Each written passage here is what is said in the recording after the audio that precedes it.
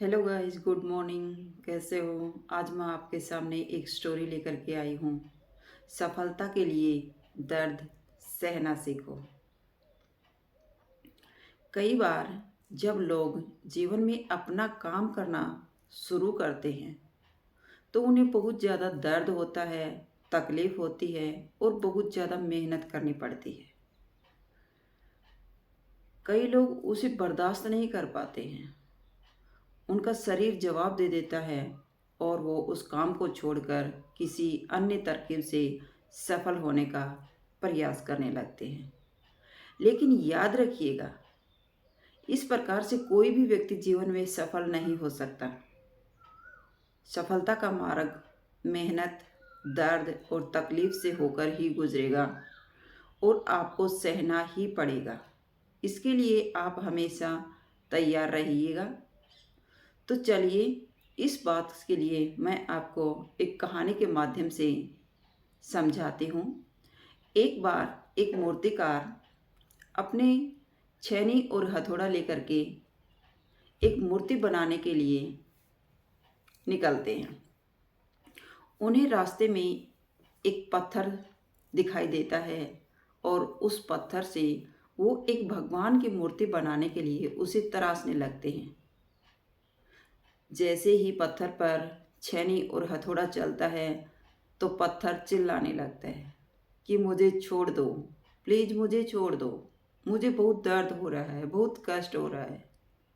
तो मूर्तिकार उसे समझाते हैं कि हाँ, आपको बहुत कष्ट हो रहा होगा, लेकिन इस कष्ट को, इस पीड़ा को अगर आप सहन कर लेते हो तो मैं आपकी एक इतनी सुंदर भगवान की मूर्ति बना दूंगा जो दुनिया आपको पूजेगी।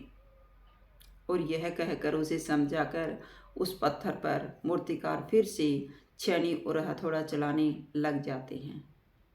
कुछ टाइम उसे तराशते रहते हैं, लेकिन फिर से वह पत्थर चिल्लाने लगता है कि प्लीज़ मुझे छोड़ दो, मुझे बहुत कष्ट हो रहा है, बहुत पीड़ा हो रही है।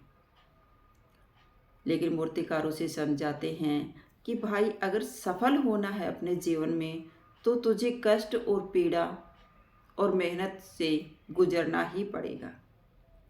तुम कुछ टाइम के लिए चुप रहो और इस कष्ट को सहन करो, ताकि मैं आपकी एक सुंदर सी भगवान की मूर्ति बना सकूं। लेकिन पत्थर इनकार कर देता है और चिल्लाता है कि प्लीज़ मुझे छोड़ दो, मुझे ईश्वर की मूर्ति नहीं बनना है। मैं जैसा हूँ मुझे उसी हालत में छोड़ दो, लेकिन मुझे छोड़ दो। तो मूर्तिकार उसे समझाने का प्रयास करता है, लेकिन पत्थर बिल्कुल इनकार कर देता है कि मैं जिस हालत में हूँ वही अच्छा हूँ, मुझे छोड़ो। तो मूर्तिकार उस पत्थर को छोड़ करके आगे रास्ते में बढ़ जाता है और उसे जैसे ही वो चलता जाता है उसे एक और बड़ा सा पत्थर दिखाई देता है और मूर्तिकार उस पत्थर को पर छेनी और हथौड़ा चलाने लगता है और भगवान की मूर्ति बनाने के लिए उसे काटना पीटना शुरू कर देता है। तो पत्थर ने भी वही किया, चिल्लाया कि प्लीज़ मुझे छोड़ दो, मुझे कष्ट हो रहा है, मुझे दर्द हो रहा है, मुझे बहुत ज़्यादा पीड़ा हो रही है, तो मुझे छोड़ दो।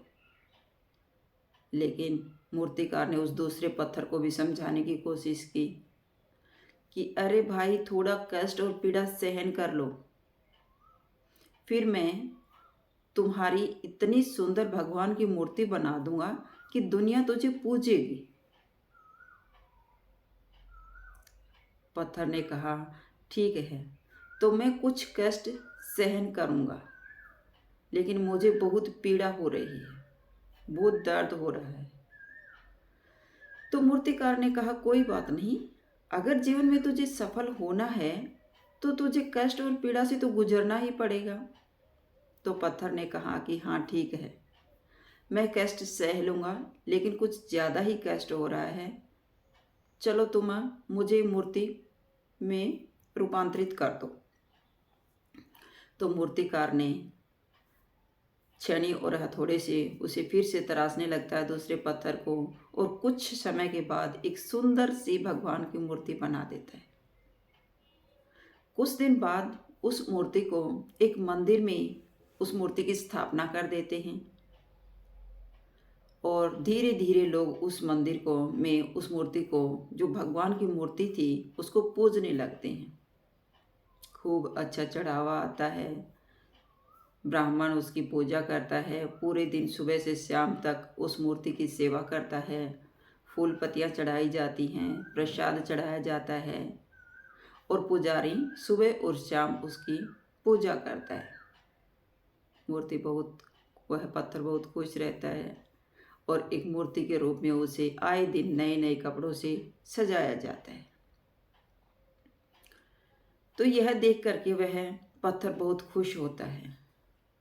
तो वहाँ धीरे धीरे मंदिर में उस मूर्ति को पूजने के लिए लोग आते हैं, अपनी मन्नत मांगते हैं और हर व्यक्ति की मन्नत पूरी होने लगती है। तो इस प्रकार उस मंदिर में उस पत्थर को बहुत ज़्यादा पूजा जाने लगता है और लोग नारियल चढ़ाने के लिए आते हैं। नारियल तोड़ने के लिए वहाँ कोई जगह नहीं थी, मंदिर में कोई पत्थर वगैरह नहीं था। तब पुजारी एक दिन रास्ते से जा रहा होता है और उसे वो पहले वाला जो आधा तराशा हुआ पत्थर था वो गोल मोल दिखाई देता है। तो पुजारी सोचता है कि क्यों न इस पत्थर को मैं मंदिर में ले चलूं, और लोग अपना नारियल चढ़ाने के लिए परेशान रहते हैं। तो लोग इससे अपना नारियल पधार लेंगे, नारियल फोड़ लेंगे, तो ईश्वर पर उस मूर्ति पर, भगवान की मूर्ति पर अच्छे से खुश होकर के अपना नारियल चढ़ा देंगे। तो वह पहले वाले पत्थर को भी पुजारी मंदिर में उठा लाता है और उस पत्थर को एक कोने में रख दिया जाता है। तो आने वाले लोग उस पत्थर पर अपना नारियल फोड़ते हैं और भगवान की मूर्ति पर चढ़ाते हैं और खुश होकर के मन्नत मांगते हैं और हर व्यक्ति की मन्नत पूरी होती है और वो खुशी खुशी अपने घर चले जाते हैं। तो और कोने में पड़ा पत्थर आए दिन रोता रहता है कि काश मुझे यहाँ कहाँ ला करके डाल दिया गया। लोग मुझ पर नारियल फोड़ते हैं, मुझे पीड़ा होती है, मुझे कष्ट होता है, मेरी भी कोई ज़िंदगी है। और दूसरा पत्थर जो एक भगवान की मूर्ति में रूपांतरित कर दिया गया था, वह बहुत खुश होता है। सुबह से शाम तक उसकी पूजा होती है, लोग उसके पैर छूते हैं और आए दिन प्रसाद चढ़ाई जाती है। फूल और फूलों की माला से उसको सजाया जाता है।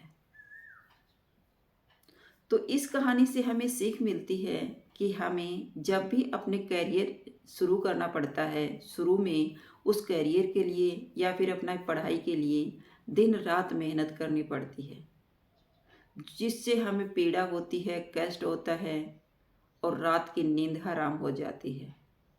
लेकिन अगर हम उस कष्ट को सहन कर लेते हैं तो एक दिन हमें सफलता मिल जाती है और हमारा संपूर्ण जीवन सुखमय व्यतीत होता है।